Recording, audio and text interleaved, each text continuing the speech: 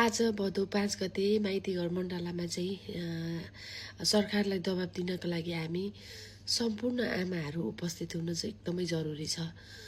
म पनि आउँदैछु। अहिले 5 बजे म उठेँ, मेरो 8 बजे 8:30 तिरको फ्लाइट छ। फ्लाइट डिले भएन भने म समयमै नै आइपुग्नेछु। सन्चो पनि छैन, स्वास्थ्य स्थिति एकदमै बिग्रिराखेको छ मेरो। हिजोदेखि मलाई बोल्न र भन्न धेरै मन लागिरहेको थियो दिदीबहिनीहरू। कति कुरा चाहिँ कस्तो हुन्छ भने नि, यहाँ अगाडि आएर यो मोबाइल तेर्स्याउँदाखेरि के यो त्यो कुनै शब्दै ननिस्केको के भन्नको लागि के भन्ने, फेरि पनि भन्ने हामीले त्यो सरकारलाई कि फेरि पनि दोषीलाई कारबाही सजाय दे भनेर फेरि यही शब्द कहिलेदेखि हामी भनिराखेका छौँ भन्नु न। यही शब्द दोहोऱ्याएको दोहोऱ्याइ केही भएको छ, केही छ त। अनि सजाय एकदमै नियम कानुन चाहिँ एकदमै कडा हुनु पर्यो, ताकि भोलिका दिनमा यस्ता हाम्रा छोरीचेलीहरू बलात्कृत नहुन्, अकालमै नमरुन्। इज्जत जोगाउन कस्तो गाह्रो के। सबै नियम कानुन परिवर्तन गर्ने त सरकारै हो नि त।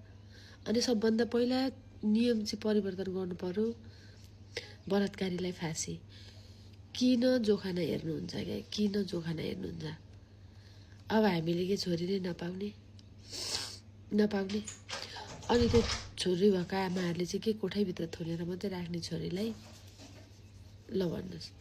अनि अर्को कुरा, हामी माइती घर मण्डल आउन पाइनौँ भनेर जति पनि जहाँबाट पनि अब हुनुहुन्छ होइन, आउनु नआउनेहरूले तपाईँको आफ्नो ठाउँबाट आवाज उठाउनुहोस्।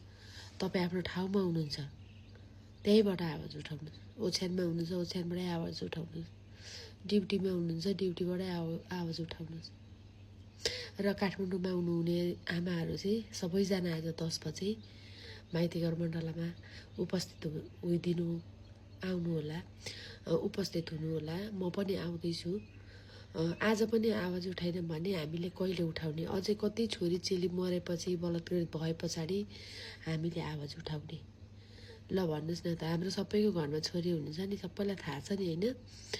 तर जब खोइ के हगिसक्यो दैलो देख्यो भने जस्तो क्या भइसके पछाडि मात्रै न्याय माग्ने होइन, हुनै नदिने हो।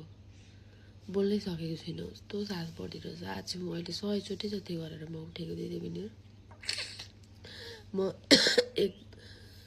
3 बजेदेखि उठेको, 1 बजे सुतेको, त्यस्तो छ।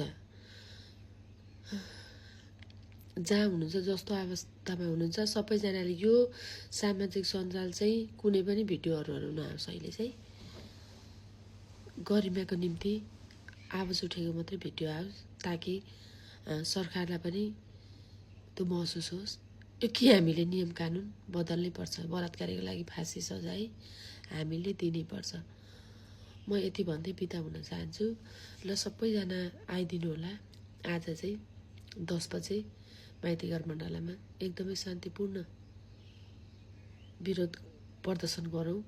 हाम्रो सरकारलाई अरू त्यस्तो केही पनि चाहिएको छैन। जस्तो यस्ता 5 स्टार चिल्ला गाडी, त्यो चिल्ला बाटो केही छैन। एउटा छोरी नै सुरक्षित हुँदैन घरमा भने हामीलाई यो सरसुविधाको हामीलाई के मतलब छ कि? अनि निर्मला पन्तको हत्यारा पत्तै लागेको छैन। त्यो कहाँ चन्द्रमाबाट आएर बलात्कार गरेर पत्ता नलागेको? अनि पुलिसको के काम? बरु त्यहीको समाजलाई दिने, जहाँ जे भएको छ त्यहीको समाजलाई जे गराइ जुनो निकालेर गोली ठोक्छौ कि मार्छौ कि काट्छौ, जे गरे तिमीहरूको जिम्मा भनेर आदेश दिए भइगयो त। कामै गर्न सकिँदैन भने के गर्नु? त्यही भन्न आएको। यहाँ भन्न कति मन छ मलाई अलिक सन्चो भएपछि बोल्छु। ल सबैजना आइदिनु।